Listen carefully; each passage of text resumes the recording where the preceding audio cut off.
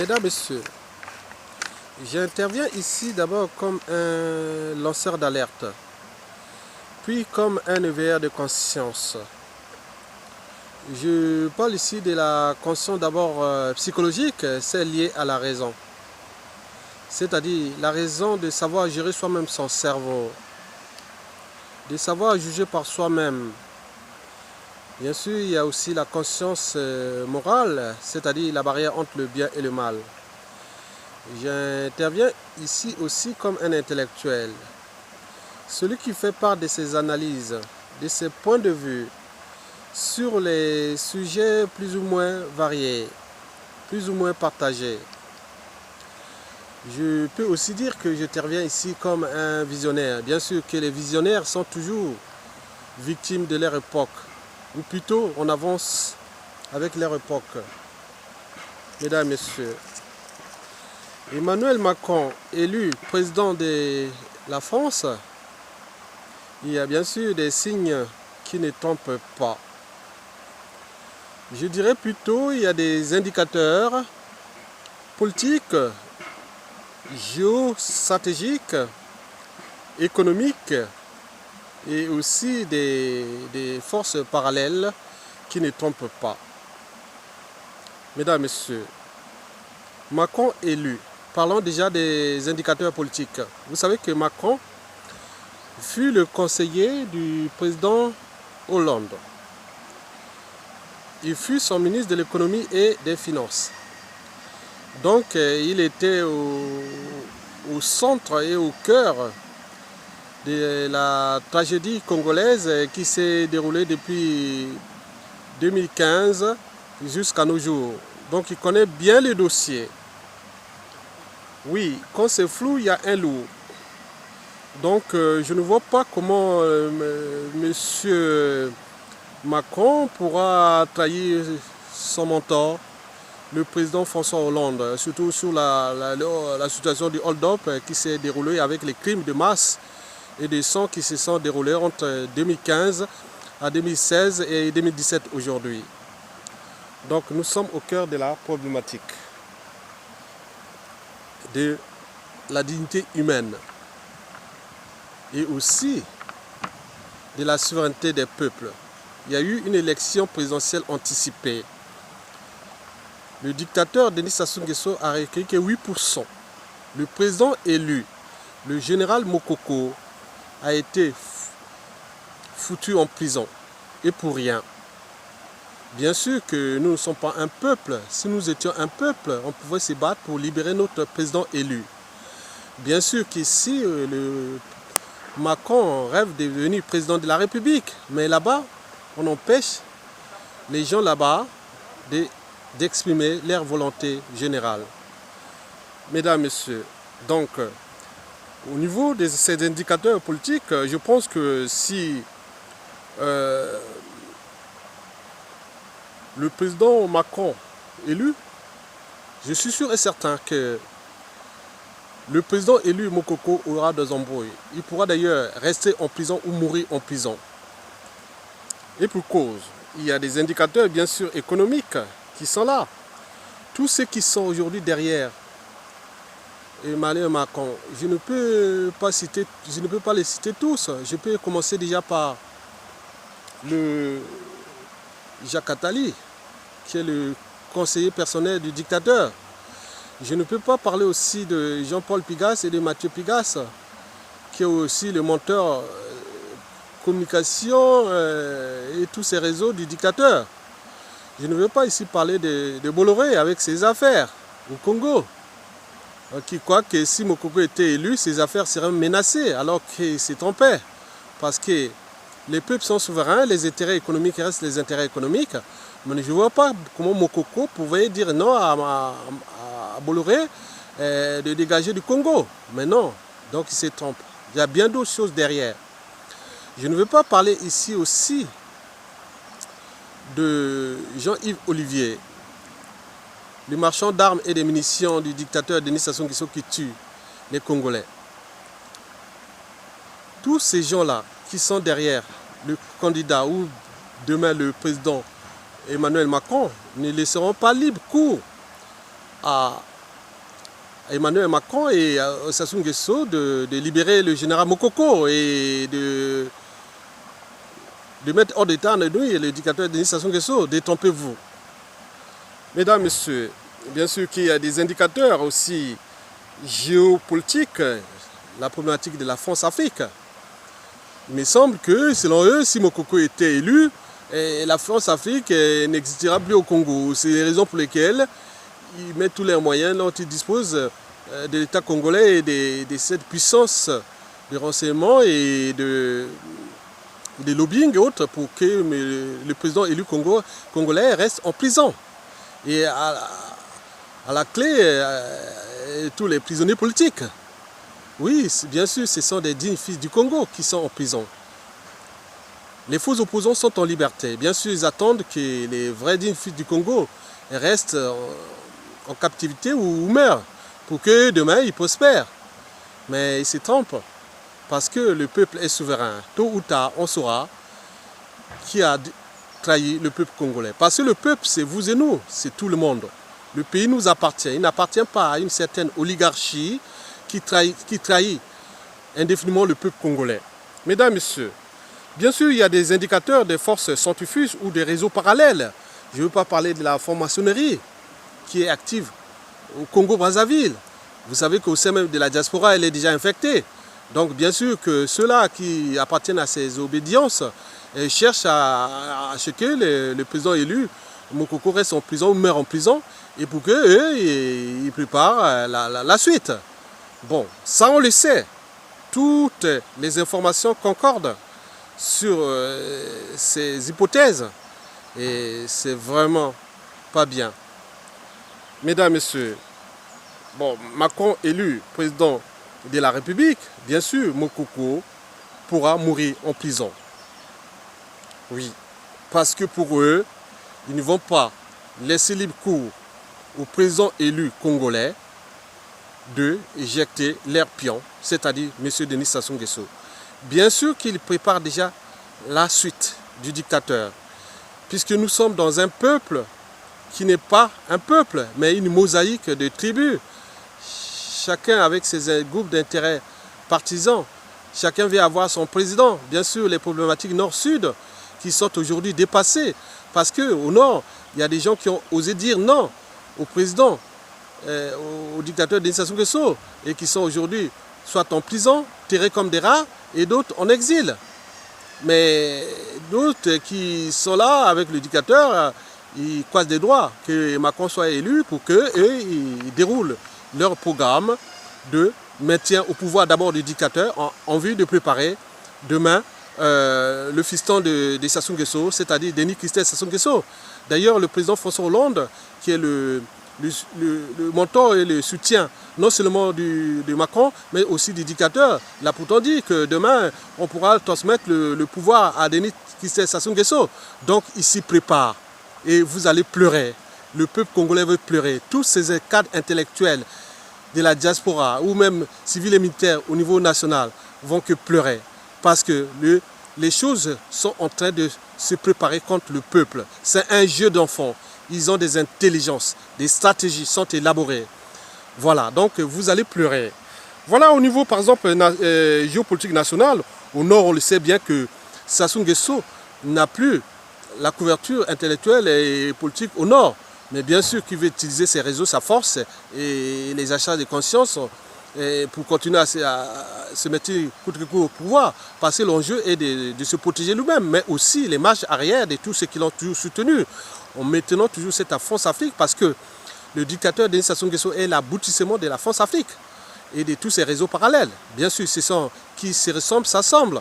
Donc aujourd'hui, nous sommes dans cette dynamique-là qui va déclasser, déshumaniser le pays, parce que dans une relation humaine, il y a d'abord le mot-clé confiance. On fait confiance à un produit, à une marque,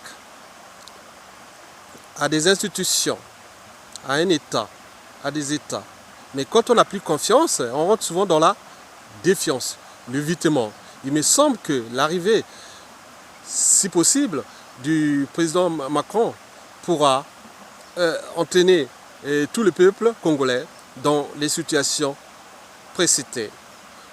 c'est-à-dire le chaos général, le général Mokoko meurt en prison, quelques prisonniers politiques pourront être libérés sous conditions et autres, et à ce moment-là, nous ne verrons que dalle.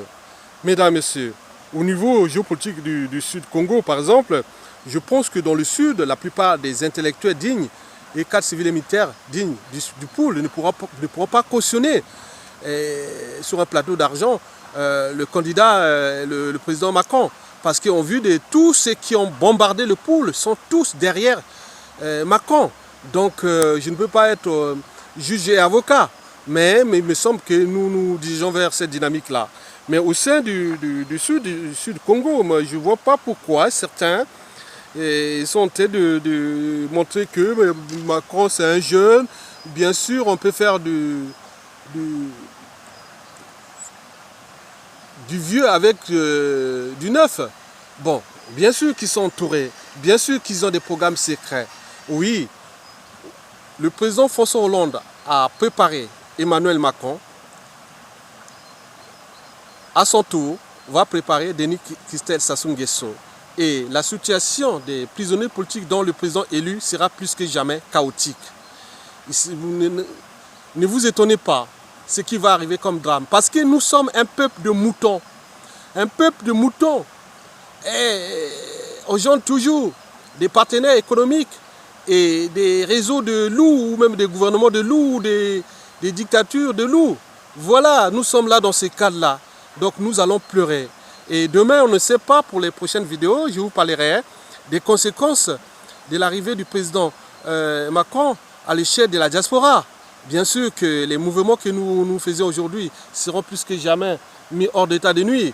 Et tout cela, les gens, certains vont aller au mangeoire et détruire le pays.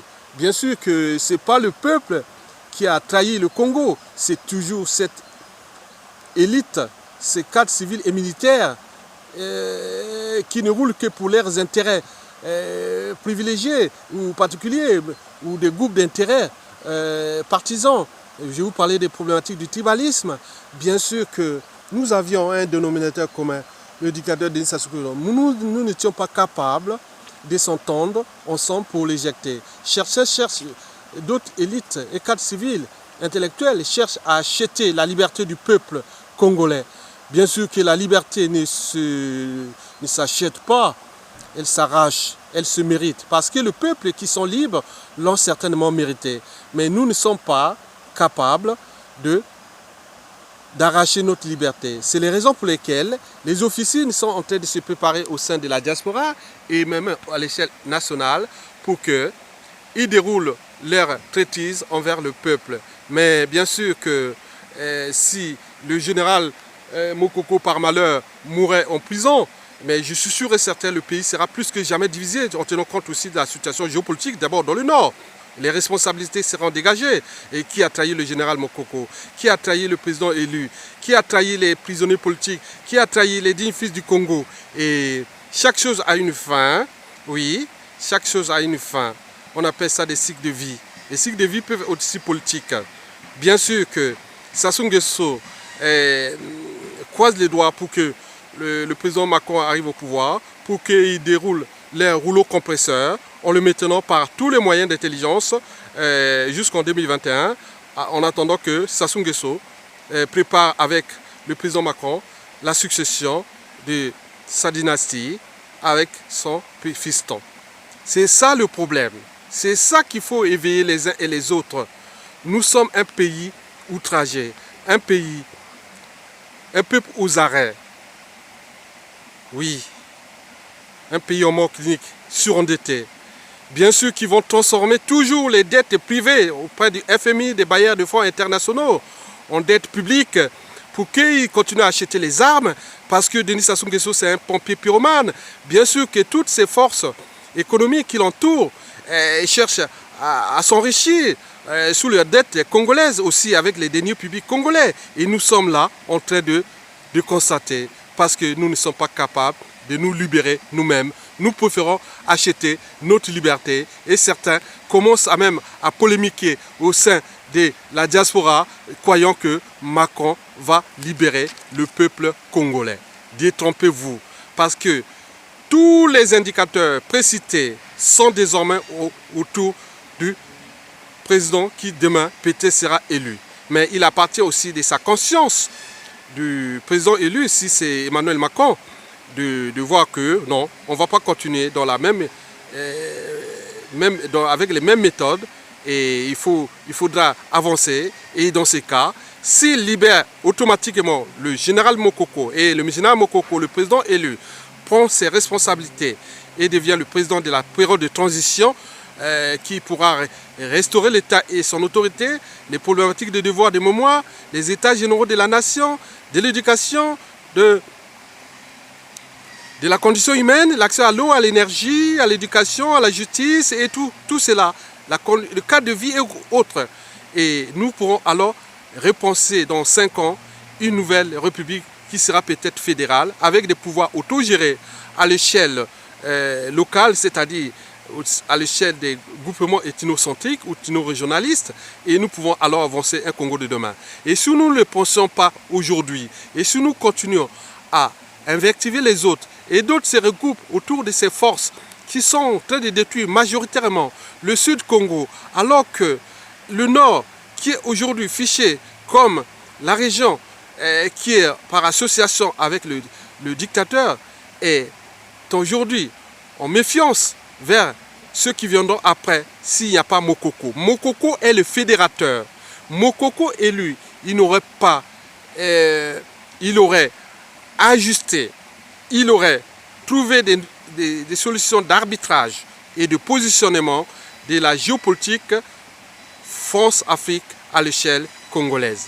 Et nous ne sommes pas capables de repenser ça et nous sommes là en train d'accompagner ceux qui sont là dans les officines avec les agendas cachés, avec des programmes cachés. Ils sont en train de croire qu'ils vont diriger ce Congo-là demain en attendant que le général Mokoko meurt en prison ou les autres dignes filles du Congo meurent en prison. Non. Le président Macron doit annoncer s'il est élu que le général Mokoko doit être libéré. Et si nous pouvons se trouver dans 2 hypothèses, soit organiser le 2e tour, ou soit, comme ce fut une élection à un seul tour, Mokoko arrivé premier à 37%, donc c'est lui le président de la élu. Donc il sera aussi politique et moral, surtout la moralisation des modalités, des habitudes et des comportements politiques au sein de la France-Afrique et aussi de la France. Pour dire non, mais il y a un président qui a été élu, nous sommes aussi élus en France, donc on respecte la souveraineté des peuples, le général Mokoko est libéré, et à ce moment-là, nous pouvons travailler ensemble sur les sujets qui nous unissent et arbitrer et trouver des solutions pratiques sur tout ce qui nous divise. Le marché restera toujours le marché, l'économie c'est toujours l'économie. Tous ceux qui ont des affaires au Congo, bien sûr qu'il faudra respecter les nouvelles règles économiques, politiques et sociétales. Mesdames, Messieurs, je vous informe que le Congo est en danger, le peuple est en danger. L'arrivée du président Macron pourra être soit une ouverture, si et seulement si il annonce dès qu'il est élu que le général Mokoko est libéré et on déroule le tapis. Le président, le dictateur Sassou Nguesso est mis hors d'état de nuire et il appartient à la volonté générale de trouver les solutions pour sa retraite. C'est tout. Mais sinon, si ce n'est pas ça, tout est foutu. Personne ne fait plus confiance à ces élites à l'échelle congolaise, qu'ils soient du nord au sud. Nous avons eu quelqu'un qui a un passé historique de fédérateur depuis la conférence nationale initiée par le président Mitterrand.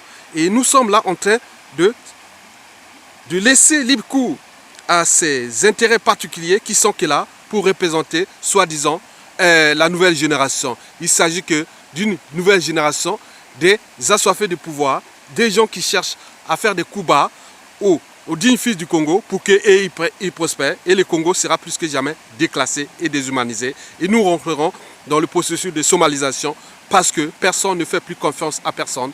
Nous aurons eu un monsieur qui s'appelle le général Mokoko. Il aurait pu travailler avec ses 10 fils qui sont en prison, les Polé Makaya, les Libongo Nguka, les Jongwabi et tous d'autres 10 fils du Congo qui sont terrés, qui sont emprisonnés ou en résidence surveillée et d'autres en exil. On aurait trouvé une synthèse. Et si on ne trouve pas cette synthèse-là, dès maintenant et pendant la prise de pouvoir du président élu français, nous aurons perdu. Et nous aurons dit la faute à personne. Et le Congo rentrera dans une phase critique, celle du déclassement durable, de la somalisation durable, parce que personne ne fait plus confiance à personne. Et même ceux qui viendront demander les dialogues et autres, ça ne marchera pas. Parce que personne ne fait plus confiance à personne. Nous avons eu un monsieur que le peuple a voté et vous avez, par la guerre des égos, des intérêts particuliers et partisans, vous avez laissé le dictateur dérouler son tapis et les détruire. Et s'il détruit Mokoko, déjà les impacts, je vous l'ai dit, à l'échelle de la région de la Kivette et aussi au niveau du Nord Congo et aussi du Sud Congo. Donc la situation pourra être compliquée. Donc il est de votre devoir, de vous responsabiliser, trouver tous les moyens possibles pour libérer le président élu pour que nous puissions ensemble construire cette période de transition de 5 ans de travaux, de restructuration du bail qui a été abîmé par le dictateur Denis Sassou Nguesso pendant 3 ans. Et donc, repenser l'État et son autorité, le but de la condition humaine à l'échelle congolaise et les intérêts stratégiques avec nos partenaires économiques, dont la France et d'autres puissances économiques ou émergentes, et aussi à l'échelle sous-régionale. Mesdames, Messieurs, je vous remercie.